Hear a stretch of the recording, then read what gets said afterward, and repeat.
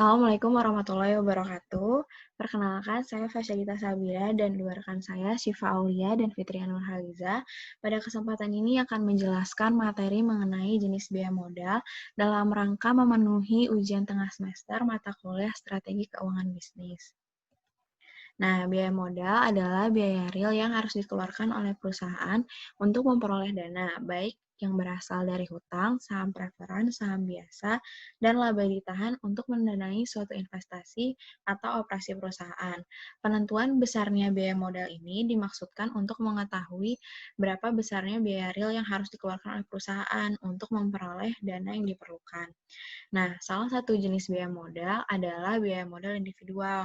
Dalam biaya modal individual terdapat biaya modal hutang jangka pendek, yaitu hutang yang jangka waktu pengembaliannya kurang dari 1 tahun, yang terdiri dari hutang perniagaan, hutang wesel, dan kredit jangka pendek dari bank.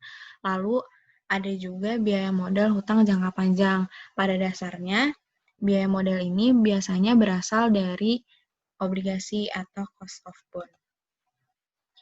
Nah, biaya hutang atau pinjaman adalah biaya yang ditanggung perusahaan karena penggunaan sumber dana yang berasal dari pinjaman. Untuk menghitung biaya ini, terdapat rumus yaitu cost of debt sama dengan biaya bunga bersih dikali dengan nilai pinjaman ditambah 1/umur pinjaman dikali dengan pengurangan nilai pinjaman dengan nilai bersih pinjaman setelah dipotong biaya emisi. Untuk lebih memahaminya, kita masuk ke contoh soal. Misalkan PT Dekor mengeluarkan obligasi berjangka 4 tahun dengan nilai nominal 100.000 per lembar, dengan bunga 24% per tahun. Harga jual obligasi sebesar 92.000 per lembarnya. Lalu pertama kita hitung biaya bunga setahunnya dengan mengalihkan nilai bunga bersih, yaitu 24%, dikali dengan nilai nominalnya 100.000, maka hasilnya adalah 24.000.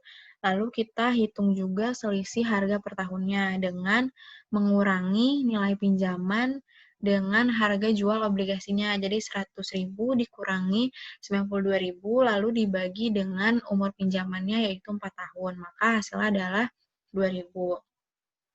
Lalu kita juga hitung penerimaan bersihnya, yaitu 1/2 dikali nilai pinjaman ditambah dengan harga jual obligasinya, maka hasilnya adalah 92.000. Nah, pembagian dari 26.000 dengan 96.000 itu sama dengan 27,08%. Maka cost of debt-nya adalah 27,08%. Lalu selanjutnya ada biaya saham preferen. Saham preferen merupakan surat buku kepemilikan perusahaan yang memberikan penghasilan tetap berupa dividen yang besarnya telah ditentukan oleh persentase terhadap harga saham.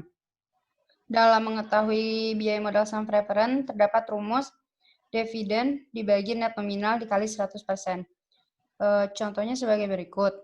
PTB dalam memenuhi dananya dengan mengeluarkan saham preferen yang laku dijual dengan seharga 7.500 per lembar. Saham ini memberikan dividen secara tetap sebesar 1.400 per lembar dengan biaya emisi 150 per lembar. Diketahui dividennya 1.400, lalu net nominalnya ini dari harga saham preferen yang laku dijual 7.500 dikurangi biaya emisi sebesar 150. Lalu net nominalnya sebesar 7.350. Untuk mencari biaya modal saham preferen, yaitu dividen sebesar 1.400 dibagi net nominal 7.350 dikali 100%, yang menghasilkan 19,05%.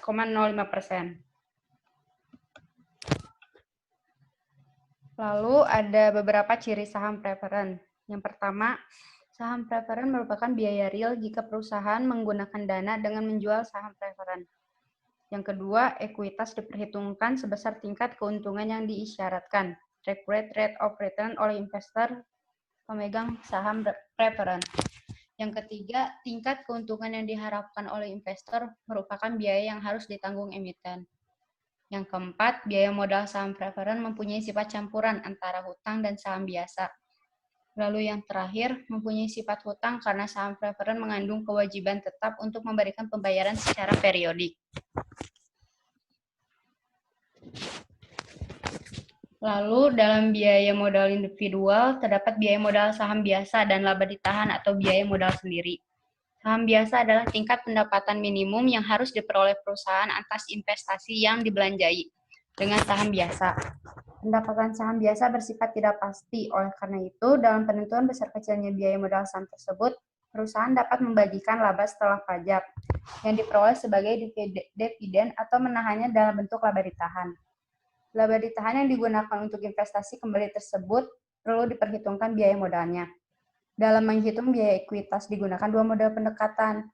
Dalam pendekatan biaya modal saham biasa terdapat pendapatan investasi bebas resiko ditambah premi resiko, capital asset pricing model, lalu yang terakhir dividen saham yang diharapkan. Tetapi untuk menghitung biaya ekuitas yang digunakan dua model pendekatan adalah capital asset pricing model dan dividen saham yang diharapkan. Untuk mencari biaya modal saham biasa, rumusnya adalah dividen yang dibayarkan dibagi harga pasar ditambah pertumbuhan dividen. Contohnya, PT ABC mengeluarkan saham biasa yang laku dijual dengan harga 7.000 per lembar. Dividen rencananya akan dibayarkan sebesar 1.200 per lembar dengan pertumbuhan 5%. Maka biaya modal saham biasa ini dihitung sebagai berikut. Diketahui dividennya sebesar 1.200, harga pasarnya 7.000, lalu pertumbuhannya 5%. Untuk mencari biaya modal saham biasa, yaitu 1.200 dibagi 7.000, ditambah 5% yang menghasilkan biaya modal saham tersebut 22,14%. Selanjutnya ada biaya rata-rata tertimbang, yaitu merupakan biaya modal rata-rata yang keseluruhan biaya modal yang diperhitungkan yang digunakan oleh perusahaan. Konsep perhitungan ini dapat berguna untuk menilai usulan investasi jangka panjang. Untuk menetapkan biaya modal dari perusahaan secara keseluruhan, maka perlu dilakukannya perhitungan biaya modal rata-rata tertimbang atau Weighted Average Cost of Capital, WACC. Faktor-faktor yang mempengaruhi WACC adalah yang pertama ada kondisi pasar, yang kedua struktur modal perusahaan dan dividend policy, dan yang terakhir ada kebijakan investasi. Nah, untuk memahami lebih lanjut dan untuk mengetahui bagaimana cara menghitungkan biaya rata-rata tertimbang, terdapat contoh soal sebagai berikut. Dalam rangka membiayai proyek investasinya, PT Arta Wijaya menggunakan beberapa sumber dana secara bersamaan. Jumlah dana dan biaya modal dana tersebut adalah sebagai berikut. Yang pertama ada obligasi dengan jumlah 800 juta dengan cost of capital sebesar 21%. Saham preference jumlahnya adalah 900 juta dengan cost of capitalnya 18%. Dan saham biasa jumlahnya adalah 1,4 miliar dengan cost of capital 16% dan disertai pajak 30%. Nah, untuk menyelesaikan kasus tersebut, harus dicari dulu cost of capital hutang atau dalam soal ini adalah obligasi. Karena laba yang diperhitungkan adalah laba setelah pajak, maka cost of capital atau COC juga harus setelah pajak dengan rumus sebagai berikut. CDT sama dengan cost of capital dikali dalam kurung 1 dikurangi pajak, yaitu 21% dikali dalam kurung 1 dikurangi 30% yang menghasilkan 14,7%. Nah, untuk tahap penyelesaiannya adalah sebagai berikut. Sumber dana meliputi obligasi, saham preferen, dan saham biasa dengan jumlah masing-masing 800 juta, 900 juta, dan 1,4 miliar. Dan kita harus mencari komposisi dari ketiga sumber dana tersebut.